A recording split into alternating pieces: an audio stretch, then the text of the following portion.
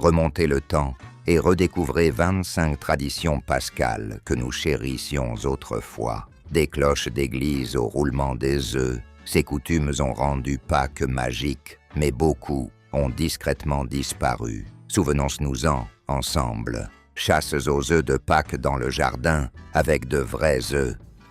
Avant que les chasses aux œufs en plastique et aux bonbons du commerce ne prennent le dessus, le matin de Pâques signifiait une chose: chercher de vrais œufs teints à la main, soigneusement cachés dans l'herbe, le jardin ou sur la véranda. Les familles passaient le samedi saint réunies autour de la table de la cuisine, atteindre des œufs durs avec du vinaigre, du colorant alimentaire et de la créativité. Crayons, cire et autocollants ajoutés dans une touche personnelle. Certains œufs étaient colorés et joyeux, d'autres pastels et délicats. Le dimanche matin, la chasse commençait. Parents ou aînés les cachaient dans des endroits difficiles d'accès, pots de fleurs, racines d'arbres ou sous des buissons. Pas d'application, de cartes ni de minuteur, juste un panier, un œil attentif et de l'enthousiasme. C'était important car c'était fait main et sincère. Chaque œuf représentait l'effort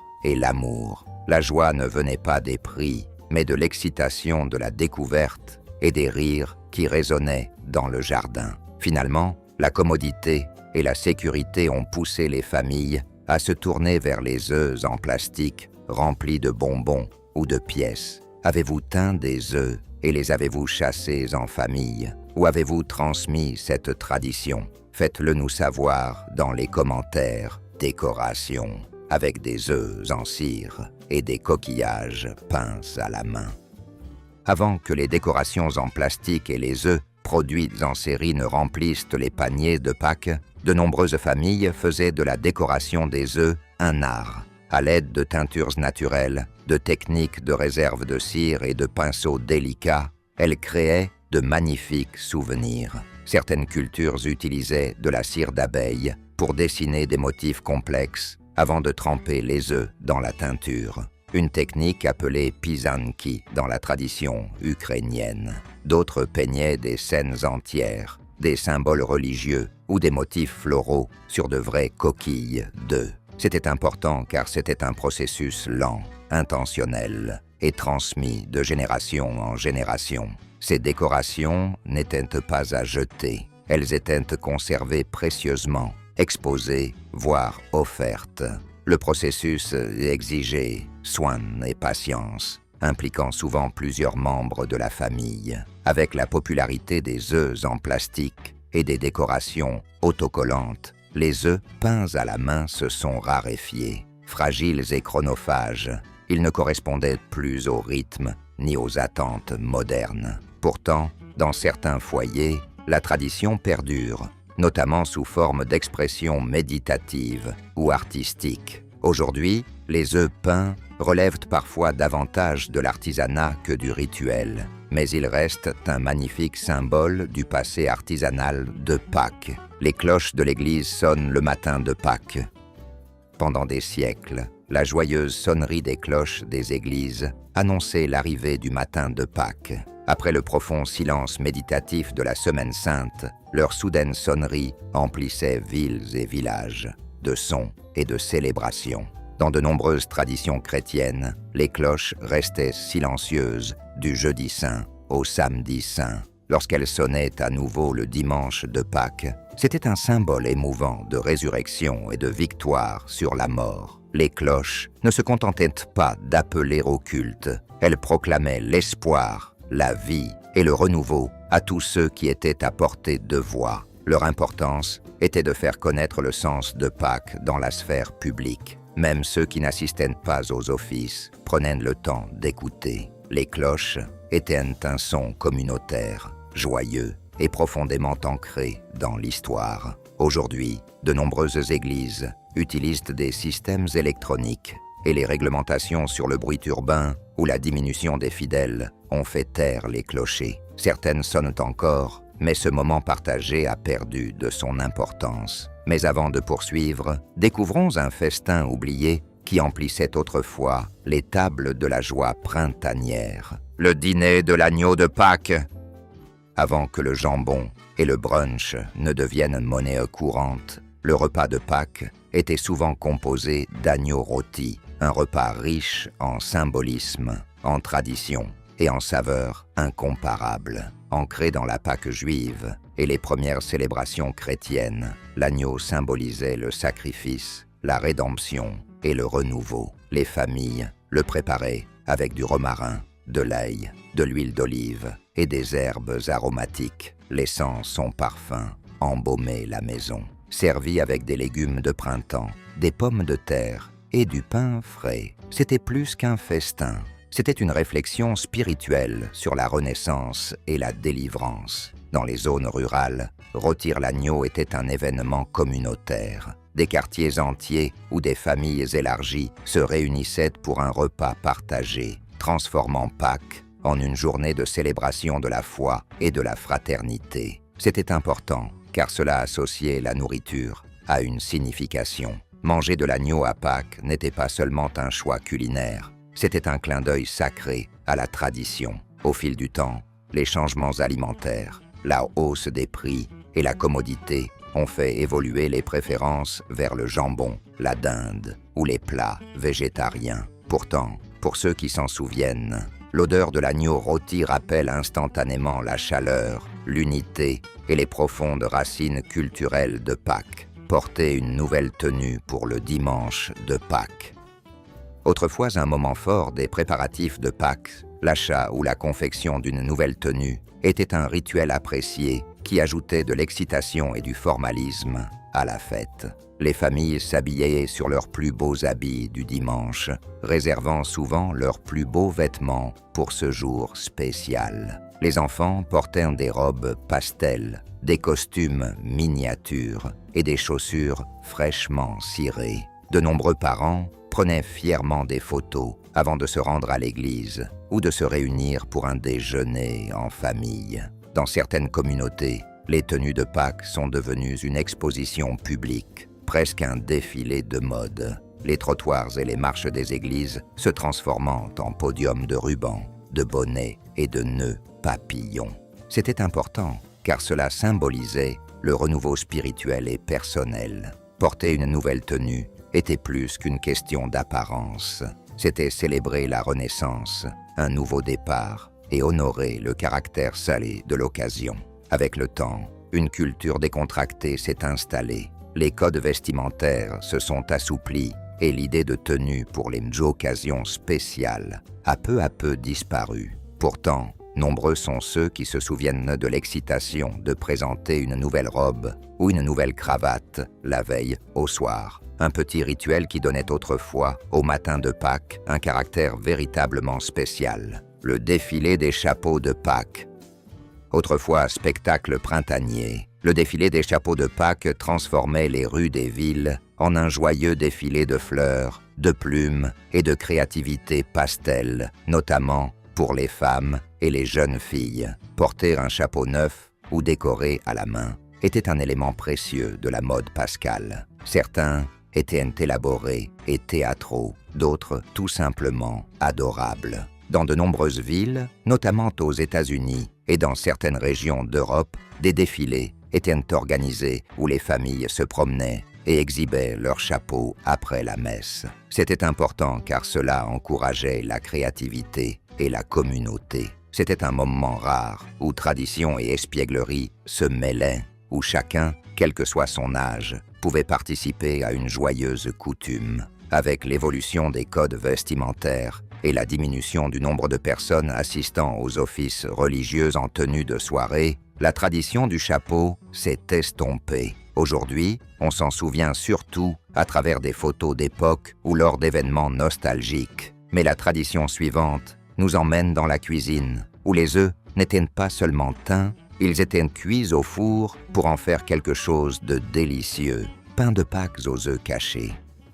Dans de nombreuses cultures, Pâques était synonyme de confection d'un pain tressé sucré, dans lequel étaient insérés des œufs durs.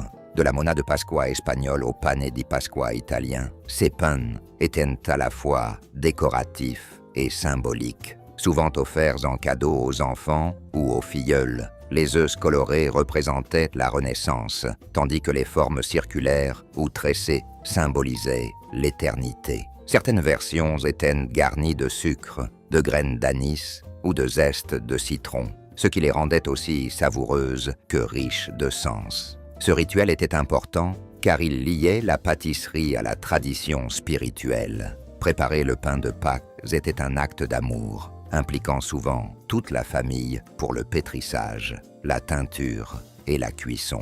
Au fil du temps, de moins en moins de personnes préparaient ces pains à la maison. Les supermarchés ont commencé à vendre des versions toutes faites et la vie moderne laissait peu de place aux recettes artisanales en plusieurs étapes. Pourtant, dans les foyers qui perpétuent la tradition, l'odeur du pain chaud parsemé d'œufs reste l'un des signes les plus réconfortants de Pâques. Bénédiction du panier de Pâques.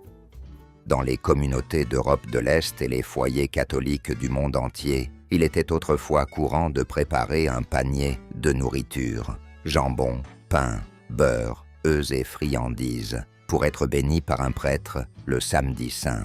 Chaque élément du panier avait une signification: les œufs pour la vie, le pain pour le Christ, le sel pour la purification et la viande pour l'abondance. Recouverts d'un tissu blanc et décorés de rubans ou de fleurs printanières, les paniers étaient apportés à l'église et aspergés d'eau bénite lors d'une courte cérémonie. Cette cérémonie était importante car elle reliait la nourriture à la foi, la bénédiction des ingrédients, qui seraient ensuite partagés lors du repas de Pâques, ajoutait une dimension de recueillement et de convivialité à la fête la plus joyeuse de la fête. Aujourd'hui, cette tradition perdure principalement dans les communautés polonaises, slovaques et ukrainiennes, mais elle est beaucoup moins répandue qu'autrefois. Si de moins en moins de familles apportent des paniers à l'église, beaucoup continuent de préparer des repas similaires à la maison, parfois sans se rendre compte de la signification profonde, autrefois attachée à chaque bouchée. La veillée pascale aux chandelles. Célébrer la nuit du samedi saint, la veillée pascale, était autrefois l'une des cérémonies les plus émouvantes et symboliques du calendrier chrétien, imprégné de mystère, de lumière et de renouveau. Les églises commencèrent l'office dans l'obscurité la plus totale, symbolisant le silence du tombeau. Puis, le cierge pascal était allumé et porté en procession solennelle. Un à un, les fidèles allumaient leur propre cierge, emplissant lentement le sanctuaire d'une douce lueur vacillante. Cette veillée était importante, car elle mettait en scène la résurrection, visuellement et spirituellement. De l'obscurité naquit la lumière, de la tristesse naquit l'espoir. Le scintillement de centaines de cierges créait une atmosphère sacrée, presque surnaturelle, qui touchait profondément les croyants. Au fil des ans, la fréquentation des veillées pascales a diminué, surtout parmi les jeunes générations. Nombreux sont ceux qui assistent désormais aux offices du dimanche de Pâques, inconscients de la beauté silencieuse et puissante qui leur manque. Pourtant, ceux qui l'ont vécu se souviennent de la veillée, non seulement comme d'un rituel, mais aussi comme d'un voyage sacré. Mais avant que les célébrations au lever du soleil ne se raréfient, elles étaient un moment précieux de l'accueil du matin de Pâques. Service, sunrise, en extérieur. Les services pascaux au lever du soleil comptaient autrefois, parmi les expressions de foi les plus puissantes et poétiques. Ils se tenaient en plein air, dans les parcs, les cimetières, au sommet des collines ou sur les plages, souvent juste avant l'aube. Les fidèles se rassemblaient dans l'obscurité matinale, emmitouflés contre la fraîcheur matinale, face à l'horizon, et, tandis que le soleil se levait lentement, ils chantaient des cantiques, lisaient les Écritures et priaient, le tout baigné d'une lumière dorée. De nombreuses églises suivaient le service par un petit déjeuner ou des repas partagés, transformant cette matinée en une véritable communion spirituelle et communautaire. C'était important, car cela donnait vie à la résurrection de manière brute et concrète. Voir la lumière vaincre les ténèbres, entourés de leur corps légionnaire, rendait le message de Pâques tangible et universel. Même les non-croyants y participaient parfois, attirés par la paix et la beauté. Avec le temps, les emplois du temps chargés, la météo imprévisible et la baisse de fréquentation des églises ont rendu ces rassemblements moins fréquents. Avez-vous déjà assisté à un service au lever du soleil? Ou souhaitez-vous y assister? Partagez vos souvenirs du matin de Pâques dans les commentaires. Recevoir un œuf en chocolat de la boulangerie locale. Avant que les bonbons produits en masse n'inondent les rayons des magasins, les œufs en chocolat de Pâques étaient des trésors artisanaux. Les boulangers locaux mettaient soin et talent artistique dans chacun d'eux, créant des cadeaux comestibles à l'allure magique, emballés dans du papier aluminium brillant et souvent remplis de petites surprises, jouets, bibelots ou bonbons. Ces œufs étaient bien plus que de simples friandises. Nombre d'entre eux arboraient de délicates décorations, fleurs en sucre, glaçages colorés ou même des prénoms personnalisés. Certains étaient creux, d'autres pleins, mais tous étaient confectionnés avec savoir-faire et intention. C'était important car c'était local, artisanal et profondément personnel. Les enfants se souvenaient souvent de qui leur avait offert leur œuf et de quelle boulangerie il provenait. Ce geste signifiait que quelqu'un avait pensé à eux et choisissait quelque chose de spécial. Avec l'expansion des marques de confiserie et des supermarchés internationaux, ces œufs artisanaux ont commencé à disparaître. Des options moins chères, aux emballages plus colorés, ont remplacé le travail manuel soigné d'autrefois. Pourtant, dans des pays comme l'Espagne, l'Italie et l'Amérique latine, les boulangeries traditionnelles continuent de fabriquer des œufs en chocolat pour ceux qui recherchent à la fois nostalgie et qualité authentique pour célébrer Pâques. Histoires de Pâques avec des livres d'images. Avant les tablettes et les applications bibliques animées, la veille ou le matin de Pâques était souvent consacré à 1 heure du conte avec des livres d'images sur la résurrection, le renouveau ou le printemps. Parents ou grands-parents lisaient à voix haute des extraits de livres précieux, certains religieux, d'autres sur les lapins, les poussins ou les jardins fleuris. Pour de nombreux enfants, ces moments ont façonné leur compréhension de la fête de manière douce et imaginative. C'était important car cela créait des liens. L'heure du conte permettait aux familles de ralentir, de se blottir et d'échanger sur la signification de Pâques, tant spirituelle que symbolique. Les histoires se terminaient souvent par l'espoir, l'amour et un nouveau départ. Avec l'arrivée des divertissements sur écran et l'intensification des routines familiales, cette tradition s'est estompée. Aujourd'hui, l'heure du conte est souvent remplacée par des dessins animés sur YouTube ou des chasses aux œufs trépidantes. Pourtant, de nombreux livres de Pâques, très appréciés, garnissent les étagères. Et pour ceux qui s'en souviennent, leurs illustrations ravivent la magie d'un moment de calme et de partage. Mais Pâques n'était pas seulement une fête tranquille. Elle impliquait autrefois de frapper aux portes avec de la musique et des rires. Chants de Pâques et visites à domicile. Bien que plus courants à Noël, les chants de Noël étaient autrefois une tradition de Pâques dans certaines régions, notamment dans les zones rurales d'Europe et d'Amérique latine. Des groupes d'enfants ou de fidèles faisaient du porte-à-porte pour chanter des chants de joie et de résurrection. En échange, ils recevaient parfois des bonbons, des pièces de monnaie, voire des œufs teints. Certains portaient des costumes traditionnels et portaient des paniers, tandis que d'autres apportaient de petits instruments pour animer la célébration. C'était important car cela introduisait Pâques dans la communauté. Musique, hospitalité et générosité étaient partagées en personne, et pas seulement pendant les offices. C'était l'occasion pour les voisins de se retrouver et pour les enfants de prendre part à une tradition riche de sens. Cette pratique a disparu avec l'urbanisation, les problèmes de sécurité et les mutations culturelles qui ont transformé la façon de célébrer les fêtes. Des événements publics organisés ont remplacé les traditions du porte-à-porte. Pourtant, l'idée de transmettre la joie de Pâques par la voix perdure dans certaines chorales d'église. et festival folklorique, et dans le souvenir de ceux qui, un jour, sonnaient la cloche de leurs voisins en chantant joyeusement, fabriquaient des cartes de Pâques à la main. Avant l'avènement des SMS, des émojis et des cartes virtuelles animées, familles et enfants passaient souvent du temps à confectionner des cartes de Pâques à la main, de simples créations agrémentées de lapins, de fleurs et de vœux sincères, à l'aide de papier de couleur, de crayons, de marqueurs et parfois de fleurs séchées ou de paillettes.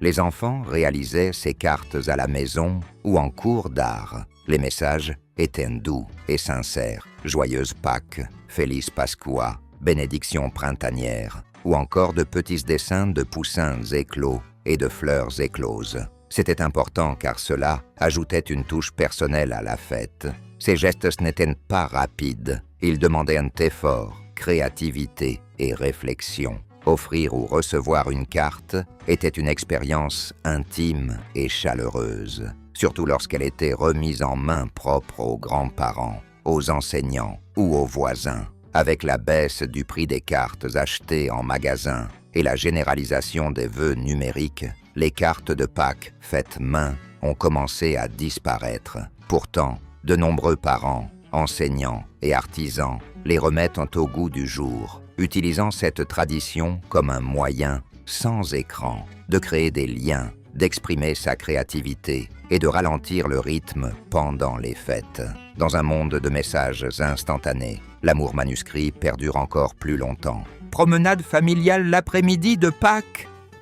Après le repas, après la chasse aux œufs et avant même de toucher aux plates, de nombreuses familles se promenaient ensemble, lentement et sereinement, sur les places, sur les trottoirs de quartier ou dans les sentiers de campagne. Ces promenades pascales n'étaient ni précipitées ni programmées. Les enfants portaient de petits paniers, cueillaient des fleurs sauvages ou arboraient fièrement leur tenue de Pâques. Les aînés partageaient des anecdotes et des souvenirs. Les couples se tenaient la main et le simple fait de marcher devenait un moment précieux de la journée. C'était important car cela prolongeait Pâques au-delà de l'église et du repas. C'était une pause entre la fête et la routine, un moment pour profiter de l'air printanier, apprécier la nature et se retrouver sans distraction. À mesure que les fêtes devenaient plus commerciales et chronophages, la tradition tranquille de la promenade en famille a commencé à s'estomper.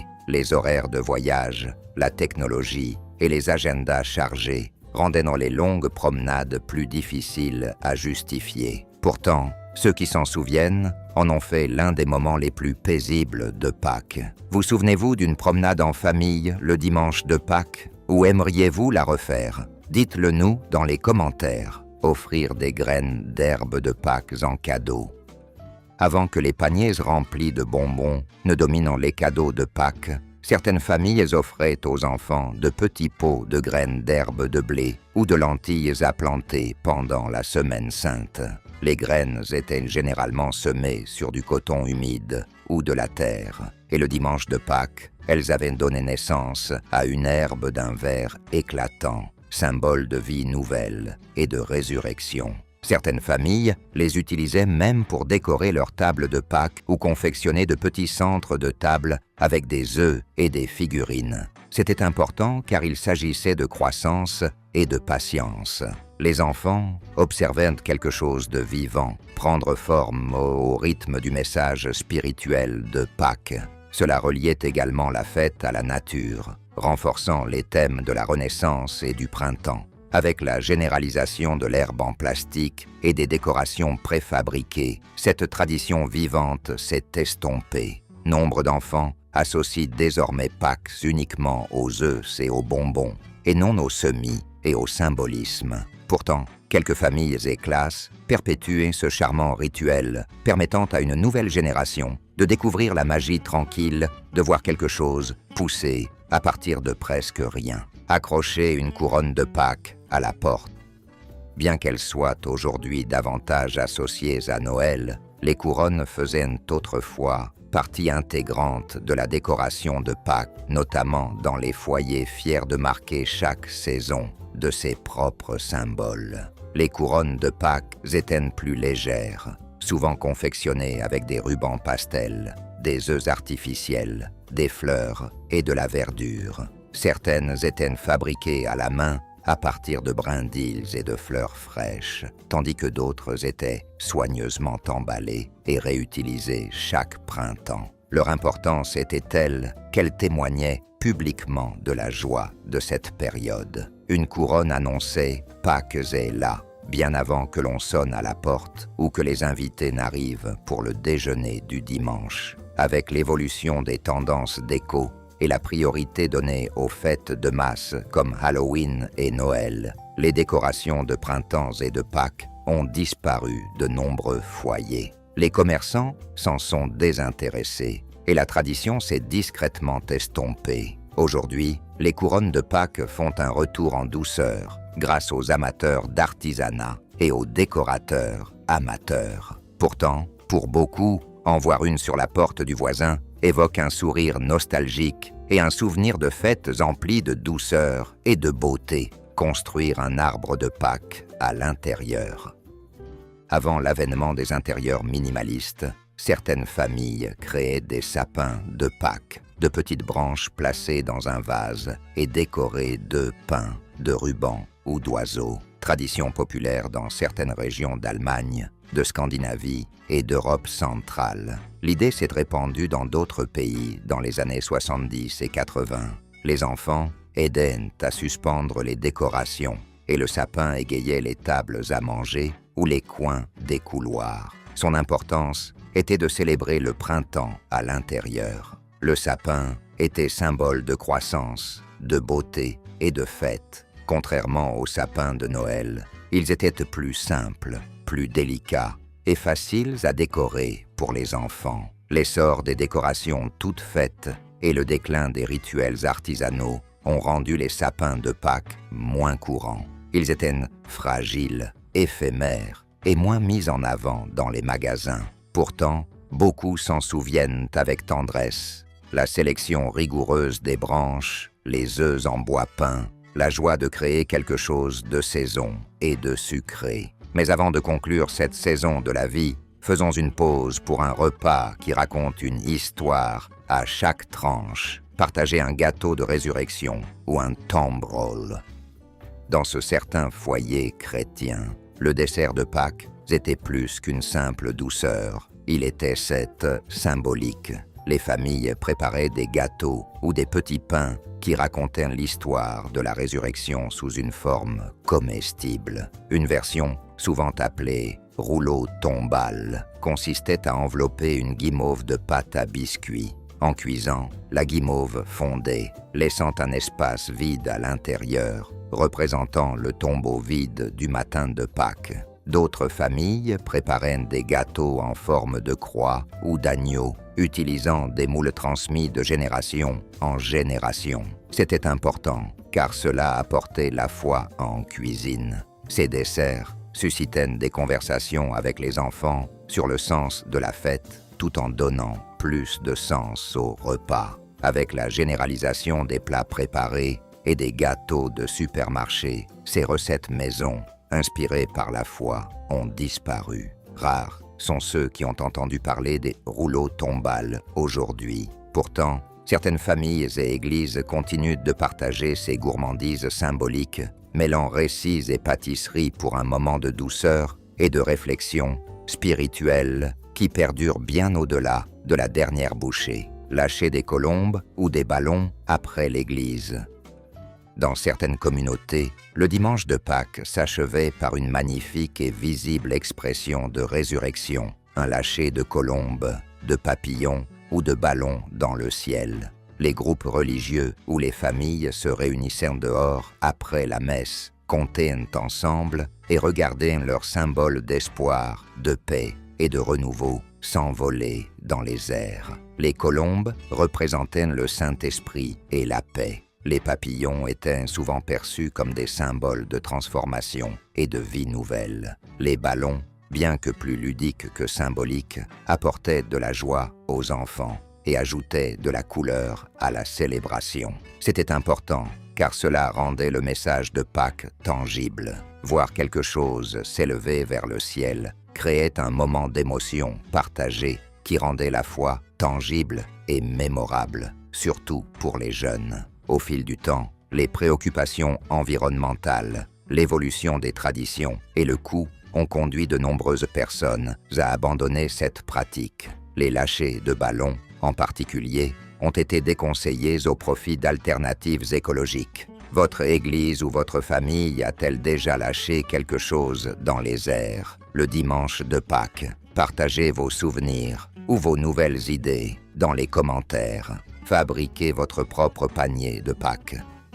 Bien avant que les paniers en plastique produits en masse ne garnissent les rayons des magasins, les paniers de Pâques étaient souvent fabriqués à la main, à partir d'osier, de carton ou même de contenants recyclés et décorés de rubans, de papier et de leurs propres touches personnelles. Les enfants participaient à leur confection les jours précédant Pâques, souvent avec les matériaux disponibles à la maison. Certaines familles réutilisaient le même panier année après année, y ajoutant leur touche personnelle à chaque saison. D'autres en créaient de nouveaux chaque année, assortis à leur thème ou à leur couleur préférée. C'était important, car cela donnait une touche personnelle à la fête. L'acte de fabriquer le panier était aussi spécial que son contenu. Il encourageait la créativité, la patience et les liens familiaux. Aujourd'hui, la plupart des paniers de Pâques sont achetés en magasin, pré-remplis et prêts à être expédiés. Ils sont pratiques, certes, mais ils ont rarement la même valeur sentimentale. Pourtant, la fabrication artisanale de paniers n'a pas complètement disparu. Familles créatives et parents nostalgiques font revivre cette tradition, montrant aux enfants que parfois, le contenant peut être tout aussi précieux que les bonbons. Mais avant de fermer le panier, revenons sur une gourmandise arrivée avec un coût spécial. Livraison de friandises de Pâques de porte à porte. Avant les vœux numériques et les mèmes de Pâques, enfants et familles offraient des friandises maison ou des petits cadeaux à leurs amis et voisins, surtout dans les communautés rurales ou très soudées. Ces livraisons surprises comprenaient souvent des œufs colorés, des biscuits ou de petits objets symboliques. Certains étaient déposés anonymement sur le pas de la porte, tandis que d'autres étaient remis en main propre, accompagnés d'un joyeuse Pâques ou d'une bénédiction printanière. C'était important car cela renforçait l'esprit communautaire de la fête. Pâques n'était pas seulement une affaire de famille, c'était aussi un moment de partage, de joie. Les enfants ont appris la générosité, la gratitude et le pouvoir des petits gestes. Avec l'intimisme croissant des quartiers et l'accélération des modes de vie, cette douce tradition a disparu. Les inquiétudes concernant les allergies, la sécurité et les normes sociales ont également joué un rôle. Pourtant, certaines familles perpétuent cette pratique avec des paniers de Pâques sur le porche ou des actions de sensibilisation menées par l'Église. Bien que plus discret aujourd'hui, l'esprit de surprise et de gentillesse de Pâques perdure encore dans le cœur de ceux qui apportaient autrefois la joie à la main. Fabriquer des guirlandes et des chaînes en papier pour Pâques. Avant que les chariots Amazon ne soient remplis de guirlandes thématiques et de décorations toutes faites, les enfants étaient autrefois très fiers de confectionner des décorations de Pâques à la main. Ils découpaient, pliaient, collaient et enfilaient du papier pour former des guirlandes, des lapins, des poussins ou des guirlandes fleuries. Salles de classe, murs de cuisine et salons étaient ornés de ces créations colorées, réalisées à partir de papier de bricolage, de pages de magazines ou même de restes de papier cadeau. Des boules de coton se transformaient en queue de lapin, du fil en herbe et des paillettes ajoutaient une touche festive finale. C'était important car cela permettait aux enfants de participer à la préparation. Ces décorations n'étaient pas achetées, elles étaient construites, chaque boucle ou figurine étant imprégnée de créativité, d'effort et d'impatience. Avec la démocratisation des décorations achetées en magasin et l'adoption d'une esthétique plus simple ou plus moderne dans les maisons, les guirlandes faites main ont commencé à disparaître. Pourtant, l'artisanat reste une tradition chère à de nombreux foyers, en particulier pour les familles en quête de déconnexion et de reconnexion. La joie de voir votre propre création fièrement suspendue sur une porte est un sentiment qu'aucune guirlande fabriquée en usine ne peut reproduire. Pique-nique du lundi de Pâques.